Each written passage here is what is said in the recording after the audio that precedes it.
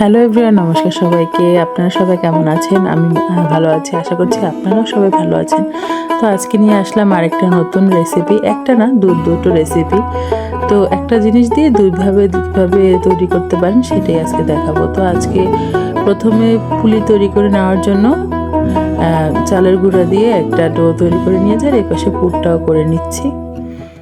তো পুরটা ওই পাশে করা হয়ে যাচ্ছে, আর ওই পাশে আমার ডোটাও হয়ে গেছে। আমি জলটা ফুটিয়ে তার ভিতরে লবণ দিয়ে তার ভিতরে চালের গুঁড়াটা দিয়ে ভালো করে ময়ম দিয়ে নিয়েছি। আর এই যে এখন একটু ঠান্ডা হওয়ার পরে ওটাকে ভালো করে একদম মেখে নিচ্ছি, যাতে করে কোনো ফেটে না যায়, লাম্পস না থাকে। তো এই তো আমার পুলিটা কিভাবে তৈরি করলাম সেটাও আপনাদেরকে দেখিয়ে দিলাম। আর এইভাবে তৈরি করে আমি আগে সবগুলো করে নিচ্ছি। আর তারপরে এখানে মা গিয়ে দুধ বসিয়ে দিয়েছে, দুধটাকে একদম ক্ষীরা করে নিয়েছে, একদম পুরো ঘন ঘন করে। আর এই তো আমার সবগুলো পুলি রেডি হয়ে গেছে। আমার টোটাল 18টা পুলি হয়েছিল, বেশি করতে পারিনি কারণ আমি একা হাতে করেছি তো। আর হলো মানে অতটা ভালো আমি পারি না, অত এক্সপার্টও না। তো এই জন্য যতটা পারি ততটাই চেষ্টা করেছি। আর মা দুধ বসিয়ে দিয়ে দুধে নারিকেল দিয়েছিল, তার মধ্যে গুড় আর চিনি দিয়ে ভালো করে ফুটিয়ে নিয়েছে। এখন যখন দুধটা একদম ঘন হয়ে গেছে তখন তার মধ্যে পিঠাগুলো দিয়ে দিয়েছে। তো এই তো পিঠাগুলো দেওয়ার পরে অনেকক্ষণ ধরে এটাকে জাল দিয়ে সুন্দর করে এটাকে একদম পুরো ক্ষীরা ক্ষীরা করে ফেলতে হবে, একদম পুরো যেন মানে উপরটা মানে দুধটা পুরো একদম ঘন হয়ে যাবে আর পিঠাটাও একদম নরম হয়ে যাবে। আর এই পাশে তৈরি করছে হলো আরেক ধরনের পিঠে। তো ওই পুলি দিয়েই তৈরি করছে ছ্যাঁকা পুলি। তো এটাকে আস্তে আস্তে একদম নিভা জালে এই তাওয়ার ভিতরে ছেঁকে নিতে হবে, একদম মচমচে হবে।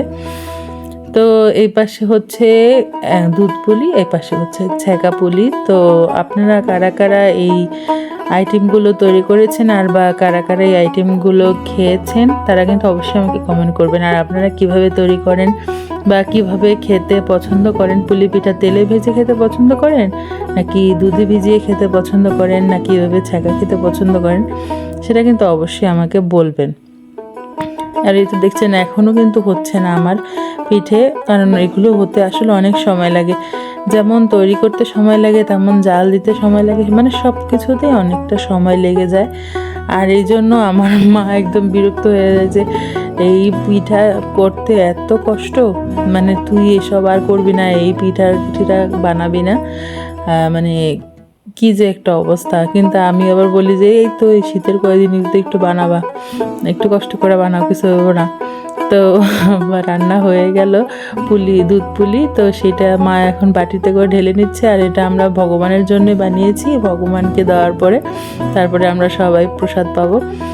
আর এই তো মা 2 বাটিতে রাখছে।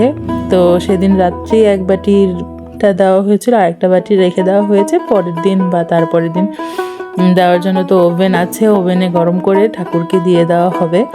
আর ছ্যাঁকা পুলিগুলো সেদিনই দেওয়া হয়ে গেছিলো, কারণ ওগুলো যদি মচমচা অবস্থায় না দেওয়া হয় পরবর্তীতে আর ওগুলো খাওয়াও যাবে না আর ভগবানকেও দেওয়া যাবে না। তো সব মিলিয়ে ভালোই কাটলো। আর পরিশ্রম হলেও কি হয়েছে, খেতে তো ভালো লাগে আর করতেও ভালো লাগে। ভালো লাগলে লাইক কমেন্ট শেয়ার করো, আর একটা ফলো করে দিও। আর যারা সাবস্ক্রাইব করোনি তারা একটা সাবস্ক্রাইব করো। সবাইকে অনেক অনেক ধন্যবাদ।